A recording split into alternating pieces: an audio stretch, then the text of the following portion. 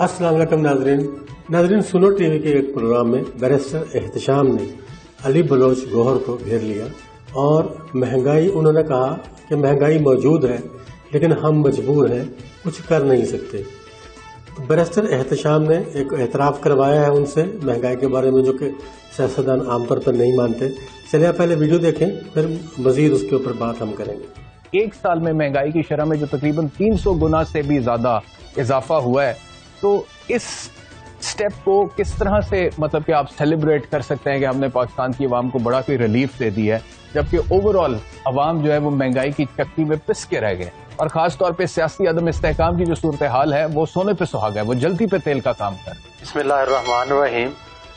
देखें बैरिस्टर साहब, बात यह है कि आपने बिल्कुल सही कहा है कि मुल्क में महंगाई है और मसले मसाइल हैं, लेकिन सबसे बड़ी बात तो ये है कि इमरान नियाज़ी साहब के खिलाफ जब अदम एतमाद हुआ था तो वो खुद बता कर गए थे कि भाई मैं जो है वो माइंस बिछा के जा रहा हूँ, और वो माइंस बारूदी माइंस यही थी कि जो उन्होंने IMF से जो है वो पाकिस्तान की तारीख के सबसे बड़े कर्जे लिए, जिन कर्जों को लेके हड़प किया और कहीं लगाया भी नहीं है, और उनकी जो सख्त शराइत थी वो जाहिर है अगर इमरान नियाज़ी साहब खुद रहते तो भी उन्होंने भुगतनी थी, या कोई भी गवर्नमेंट आती तो जाहिर है वो वही माइंस थी।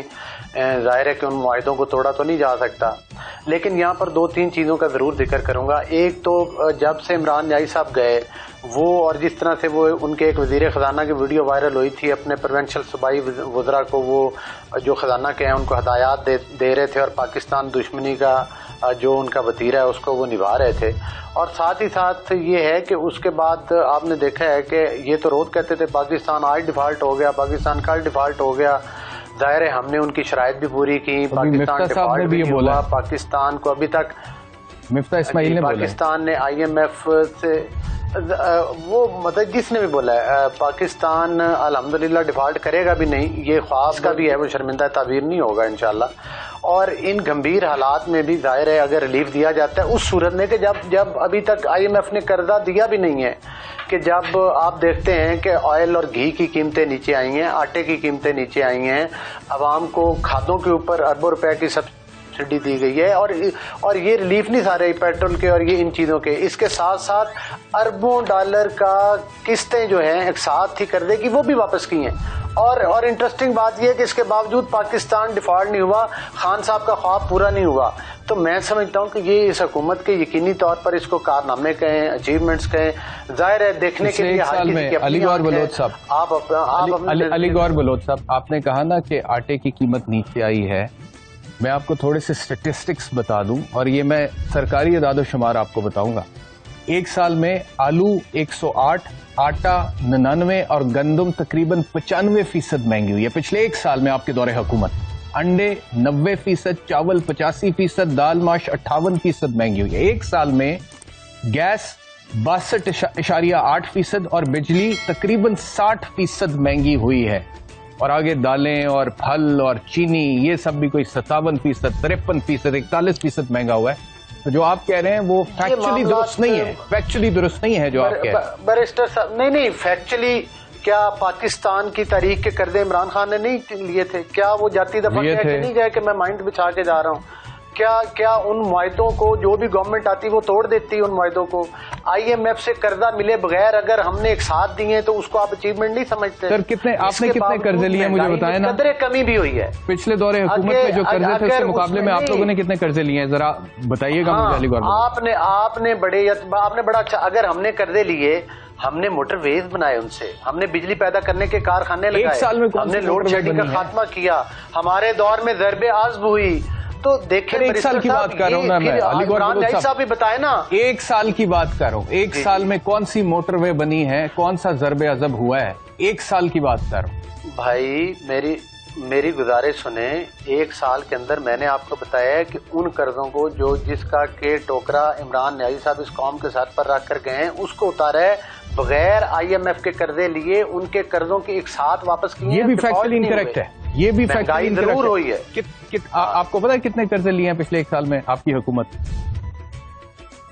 जाहिर है कुछ IMF से तो नहीं लिए, लेकिन जाहिर है कि अगर कर्जों की किस्तें वापस हुई हैं और जाहिर है मुल्क में भी जो है मतलब है कि लोगों को भी कुछ रिलीफ दिया है, مختلف سیکٹرز کے اندر جو کہ اربوں میں ہے، تو اس کے لیے ظاہر ہے کہ اب اگر ہماری آئی ایم ایف سے جان چھوٹ جاتی ہے پچھلے ایک سال میں اور جتنے ہم قرضے آپ نے لیے جاتے ہیں، تو میں سمجھتا ہوں کہ یہ بڑی اچیومنٹ ہے. جان کے یہ تو مجھے بتا دیجیے گا نا کہ کیسے جان چھوٹے گی. آپ بتائیں کیا کہہ رہے ہیں، یہ مجھے بتا دیجیے گا کہ کیسے جان چھوٹے گی. وہ تو آپ لوگ نئے پروگرام کی طرف جا رہے ہیں، لیکن پچھلے ایک سال میں علی گور بلوچ صاحب، پچھلے ایک سال میں جس رفتار سے آپ کی حکومت نے قرضے لیے ہیں، اس رفتار سے اگر آپ لوگ 3.5 سال پورے کرتے ہیں تو اس سے کئی زیادہ قرضے ہو جائیں گے جو پچھلے دور حکومت میں 3.5 سال میں لیے گئے. 15,000 ارب روپے تقریباً آپ ایک سال میں قرضہ لے چکے.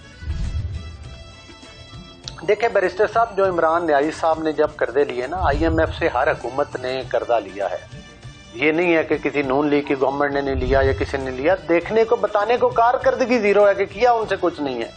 یہ تو ایک سال کی گورنمنٹ ہے، ظاہر ہے اس کے اوپر تو آئی ایم ایف کی اقساط بھی تھیں، اس کے سامنے وہ بھیانک شرائط بھی تھیں جن کے اوپر قرضے لے کر ہڑپ کر لیے گئے تھے.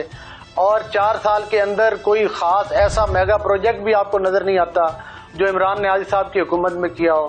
بلکہ جس پروجیکٹ کو اٹھا کر دیکھ لیں اس کے نیچے ماں سوائے کاغذی کارروائیوں کے عملی طور پر کچھ نظر نہیں آتا. تو یہ تو پھر دیکھنے کی سب کی آنکھیں ہیں. آپ کی آنکھ سے بھی ظاہر ہے، آپ صحافی ہیں، آپ نے تنقید کی آنکھ سے دیکھنا ہے. اچھی بات ہے، اس سے چیزیں سامنے آتی ہیں. لیکن میں سمجھتا ہوں کہ اگر آئی ایم ایف سے یہ جو توقع کر رہے ہیں کہ استقلی مل جاتی ہے اور جن شرائط کو پورا کیا ہے، تو اس سے مزید کچھ سٹیبلٹی آئے گی. لیکن اگر ہم اس کے مکمل چنگل سے نکلنا چاہتے ہیں تو وہ جس طرح سے شہباز شریف صاحب نے بصیت اپوزیشن لیڈر کہا تھا کہ چارٹر آف اکانومی کرنا چاہیے، ان چیزوں پر منحصل قوم ہمیں سوچنا چاہیے. تو دیکھا دوستو آپ نے، اصل میں ہوتا یہ ہے کہ ہمارے ہاں جو بھی نئی حکومت آتی ہے وہ اپنی ناکامی پچھلی حکومت کے سر پہ ڈالتی ہے. یہ ہمیشہ سے یہ ہوتا ہے. ہم نے اپنی ہوش میں جو دیکھا ہے، نئی آنے والی حکومت وہ بھی جب ناکام ہوتی ہے یا کرپشن اس میں ہوتی ہے تو وہ اپنی جو ناکامی ہے وہ پچھلی حکومت پہ ڈال دیتی ہے کہ پچھلی حکومت نے یہ کام کیا. اب آپ دیکھیں کہ پچھلی حکومت کے جانے کے بعد کھانے پینے کی جو چیزیں ہیں ان کی مہنگائی تقریباً 100% کے قریب بڑھی ہے، لیکن اس حساب سے لوگوں کی آمدنی نہیں بڑھتی. سرکاری ملازموں کو ریلیف مل جاتا ہے، ان کو تنخواہوں میں بھی اضافہ ہو جاتا ہے، لیکن جو مزدور طبقہ ہے جن کی ایک دہاڑی فکس ہے، 800 روپے 900 روپے یا 1000 روپے لیتے ہیں، ان کی دہاڑی میں اضافہ نہیں ہوتا، جس کی وجہ سے وہ مزید غربت کی لکیر سے نیچے چلے جاتے ہیں. اس پر ہمیں سوچنا چاہیے کہ ہم نے اس کے لیے کیا کرنا ہے. اس پر کسی حکومت کی توجہ نہیں ہے، نہ ہی سابقہ حکومت کی توجہ تھی اور نہ ہی اس حکومت کی توجہ ہے. اور مجھے لگتا ہے کہ آنے والی جو حکومت ہے، جو اب اگر انتخاب ہو جاتے ہیں تو جو حکومت آتی ہے نہ ہی اس کی توجہ ہوگی. لیکن میری رب سے بڑی ہمبل یہ دعا ہے کہ جو آنے والی حکومت ہے وہ غریب کا بھی سوچے، اپنا بھی سوچے، غریب کا بھی سوچے. ایسا نہیں ہے کہ غریب کو چھوڑ دیا جائے. غریب طبقہ، مزدور طبقہ وہ طبقہ ہوتا ہے جو آپ کو کما کر دیتا ہے. کچھ بھی وہ خریدتا ہے تو اس میں اس کا ٹیکس ہوتا ہے، اور ٹیکس لگنے کے بعد وہ چیز اس کو ملتی ہے. مثال کے طور پر وہ اگر پیٹرول خریدتا ہے تو پیٹرول میں بھی حکومت کا ایک ٹیکس ہے مخصوص جو کہ اس کو دینا پڑتا ہے، لیکن اس کو ریلیف نہیں ملتا. اس کو ریلیف بھی تو ملنا چاہیے، یہ بھی اس کا رائٹ ہے، اس کا حق ہے کہ اس کو ریلیف بھی ملے.